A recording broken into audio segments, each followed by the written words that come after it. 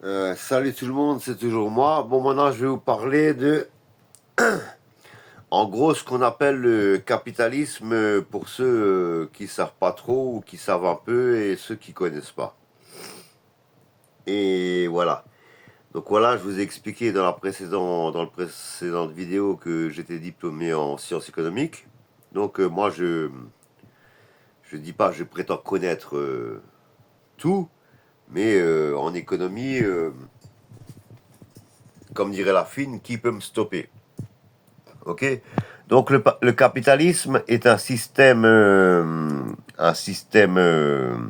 social, on va dire, sociétaire ou de mode de vie, c'est-à-dire que la France, c'est un PDME, ça veut dire exactement PDME, pays développé à économie de marché. Vous voyez ce que ça veut dire?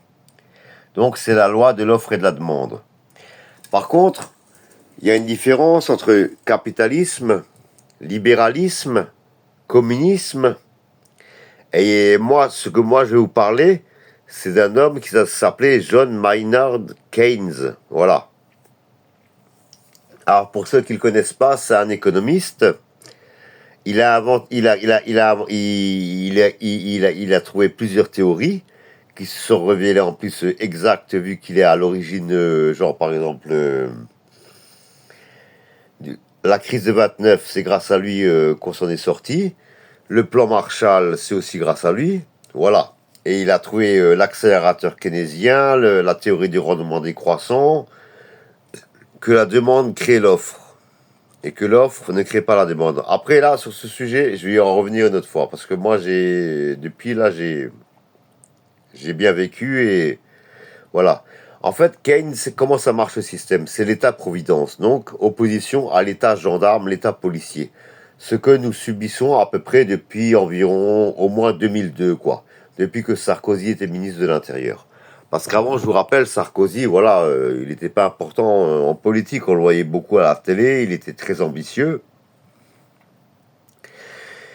Il voulait être à la tête de l'UMP, le parti de Chirac, depuis le deuxième tour de 2002, du 23 avril.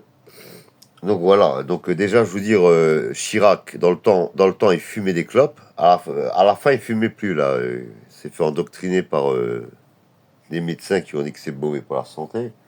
Bon bref, on va pas parler de ça non plus. Donc Keynes, comment ça marche? Donc déjà, voilà, en fait, pour créer de l'activité économique, voilà, c'est comme ça que ça se passe. L'État, par exemple, nationalise des entreprises. Par exemple, en France, c'est le gros bordel. Parce que ce qui est privé devrait être nationalisé et ce qui est nationalisé devrait être privé. Je vous explique. Par exemple, les autoroutes de France. Vous payez les autoroutes. Tout le monde connaît les autoroutes. Quand vous partez, et les camionneurs et les touristes, quand vous partez en vacances, quand vous avez vos 5 semaines de congés payés, vous partez à la Méditerranée ou autre part, à Atlantique. Voilà, vous payez des péages. Pourquoi vous payez des péages? Les péages, c'est pas l'État qui les encaisse. C'est bon si avec les taxes qu'il y a avec, bon bref. Mais l'argent principal, ça va au groupe Autoroutes de France. Ça veut dire que les autoroutes appartiennent à une société privée, d'une.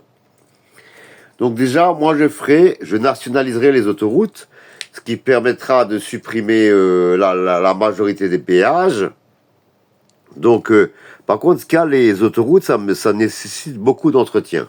Donc là, si on supprime les péages, il faudra trouver un moyen d'entretenir les autoroutes à prix raisonnable. Voilà, que ce soit pas trop élevé. Et voilà, et déjà ça, pour les autoroutes. Voilà, là, je vous ai appris un truc à ceux qui ne le savaient pas. Les autoroutes, donc, ça appartient à un groupe privé. Donc, voilà, il est même pas coté au 440. C'est une société privée. Il y a un PDG et tout. Voilà, il y a des mecs, voilà. Quand vous payez le péage, vous payez cette société. Et les autoroutes n'appartiennent pas à l'État. Alors que les autoroutes, les départementales, les nationales, les voies dans les villes, ça appartient bon, à l'État ou à la ville, au gouvernement, à la commune. Bon, en France, on a tellement de trucs qu'on ne sait plus à qui et à quoi, quoi. Autre chose. Regardez, je vais vous montrer deux entreprises. L'une privée, Total Energy, qui a fait 14 milliards de bénéfices l'année dernière, et EDF qui appartient. Bon, en partie, ça a été privatisé, mais en gros, ça appartient toujours à l'État français. Et puis, c'est en relation quasi mafieuse entre l'État français. Enfin, je parle même pas de Macron lui-même. Hein, je parle pas de lui-même. Hein, je parle de certains gens qu'on voit jamais à la télé, par exemple, parce que ces mecs-là, ils passent pas à la télé. Ils sont pas assez cons. Hein. Il y a trop de gens qui les verraient. Hein. Ils sont malins, mais pas rusés. Oula, j'ai un trou de mémoire là, c'est parce que je prends. Ça fait des années que je prends des calmants parce que dans le monde dans lequel on vit, si je prendrais pas de calmants, je me retrouverais en prison quoi. Parce que faut tout le temps s'énerver. Et voilà, moi je prends du Valium quoi.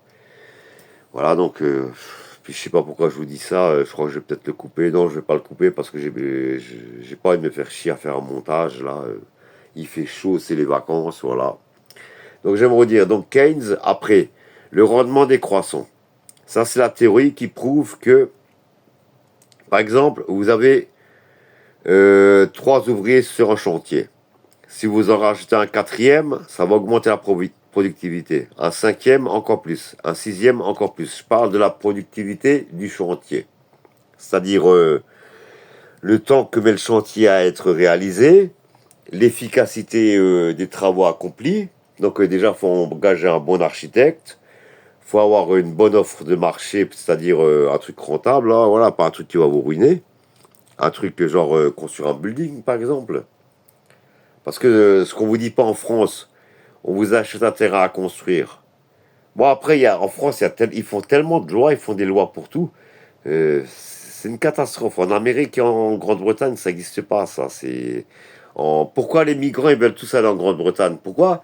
Parce qu'ils savent très bien qu'une fois arrivés en Grande-Bretagne, les mecs qui viennent du Pakistan ou je sais pas d'où et qui ont payé des passeurs une fortune, dans le pire des cas, dans le meilleur des cas, ils vont être traders à Londres.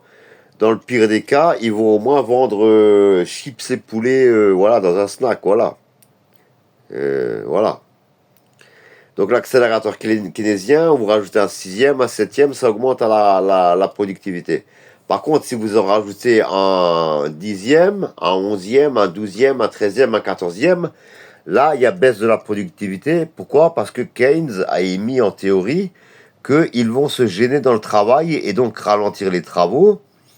Ils vont gêner, ils vont faire plus de dégâts, c'est-à-dire perdre plus de matériel, casser du matériel, parce qu'ils sont trop nombreux sur le même chantier. On va dire un chantier qui est calculé pour être, il faut 7 ouvriers pour le réaliser en 3 semaines. Voilà. Donc si vous en mettez 15, ils vont gêner le mec. Ça va être le bordel, donc ça va baisser la productivité. Le chantier mettra 3 mois, donc il y aura des surcoûts et tout. Voilà. Donc ça c'est Keynes. Après, il a aussi dit la théorie, la demande crée l'offre. Mais moi, j'ai remarqué que l'offre crée aussi la demande. Parce qu'en général, la demande crée l'offre. Qu'est-ce que ça veut dire? Ça veut dire que, voilà, j'ai une demande de café, je veux acheter du café. Donc, je vais acheter du café. Regardez, là, je vous montre, je bois du café. Je vais en acheter au supermarché ou à la supérette ou à l'épicier du coin. Il va me le vendre. C'est un produit importé déjà. Parce que quand je vois ce qu'il y a écrit, par exemple, sur certains produits, moi, ça m'énerve. Hein. Quand je vois un drapeau bleu, blanc, rouge sur un paquet de chips, moi, le chips, je l'achète pas. Hein. Ah non. Hein. Parce que qu'on mette Made in France ou fabriqué en France, ok, ça me dérange pas. On veut savoir l'origine, où a été fabriqué le produit. La liste des ingrédients aussi, c'est important. Ah, vous serez surpris de ce qu'ils mettent dans certains trucs. Hein. Vous les boufferez plus. Hein. Voilà, il y a pas mal de trucs, quoi. Donc voilà, je vous ai un peu expliqué comment ça marche Keynes. Donc en fait, c'est un mélange c'est du capitalisme avec un État, providence, c'est-à-dire avec une police qui est au service du citoyen, avec des lois qui tiennent la route. Genre, regardez, le taux d'alcoolémie en France, il est de 0,25. 0,25. Qu'est-ce que c'est? C'est-à-dire, c'est que un mec qui roule un expérimenté, qui a le permis depuis 10, 15 ou 20 ans, voire 30 ans ou 40 ans, il boit juste 2 bières de 25 centilitres. Si 5 minutes après, il se fait contrôler par des gendarmes qui ont rien d'autre à faire, bien sûr. Enfin, je mets pas en cause les gendarmes, je mets en cause ceux qui leur donnent l'ordre de faire ça, hein. C'est eux les coupables, les vrais. Parce que ceux qui font le contrôle, ils font que d'exécuter les ordres. Après, la loi, enfin, dans le militaire, c'est clair, quand un ordre est aberrant, votre devoir est de désobéir. Ça, c'est sûr et certain. Ah oui, si un sergent dit à un de ses hommes de tuer tous les autres hommes, c'est aberrant, il doit refuser. C'est son devoir. Devoir de militaire et de citoyen français à la fois. Voilà. Donc déjà aussi, je limiterai, voilà, en Allemagne, on a des autoroutes, je sais pas à qui elles appartiennent en Allemagne, voilà, je connais pas assez tout non plus, voilà, je connais quelques trucs, mais j'ai pas la science infuse. Mais voilà, en Allemagne, sur les autoroutes, la vitesse est illimitée. Pourquoi? Parce que sur une autoroute, il y a quasiment pas d'accident, vu que c'est tout droit. Donc on part. En Allemagne, moi je suis alsacien, je viens du Bas-Rhin. Ou alors on peut rouler à 200, on peut acheter une Maserati, on peut acheter une Veyron, on peut la pousser à fond, vous n'aurez aucun problème, aucune amende. De toute façon, la théorie, c'est que les autoroutes, c'est tout droit, donc on peut rouler vite. On peut rouler vite. Et plus on roule vite, et je parle des voitures, hein, je parle pas des camions. Les camions, on parlera peut-être après. Parce que les camions, c'est 36 tonnes chargés, quand ça roule vite, c'est dangereux. Mais bon, je trouve avant la limite vitesse pour les camions, je crois que c'était 90 ou 110. Moi, je trouve que ça va, c'est raisonnable pour un camion. Mais une voiture, genre, je vais prendre un exemple, la Toyota Yaris hybride. Elle monte facile à un modèle à prix abordable. En plus, elle est fabriquée en France et c'est une japonaise hybride. Donc, j'apprends comme exemple. C'est un très bon exemple, moi, je trouve. Et c'est une voiture qui me plairait. Donc j'aimerais dire que voilà, si elle roule à 130, elle va mettre plus de temps.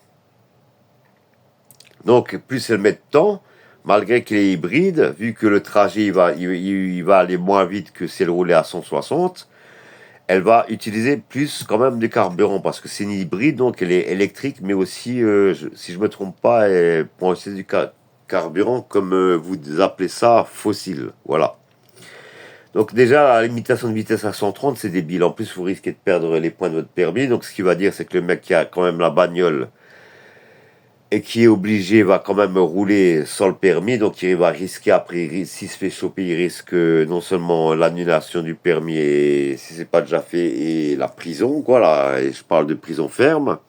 Et quand vous avez un casier, je vous dis, même juste pour ça, franchement, voilà. Après les camions, bon voilà, les 36 tonnes et plus, voilà, 110 km/h pour un chauffeur expérimenté avec un camion en très bon état. Voilà la réglementation. Et pour la voiture, je la fixerai à... Bon, on va pas mettre illimité parce que sinon il y a des fous, ils vont prendre des voitures merdiques, ils vont rouler à fond et ça va provoquer des accidents. C'est ça le problème qu'on rencontre en France. Parce que ce qui va se passer, c'est qu'il y a des mecs qui vont rouler avec des voitures foutues et ils vont la pousser à bout, que le moteur il va exploser. Enfin bref, la boîte de vitesse, tous les pneus ils vont éclater et ça va faire un pet, il y aura des morts. Voilà. Moi je dirais pour les voitures en norme, les voitures neuves.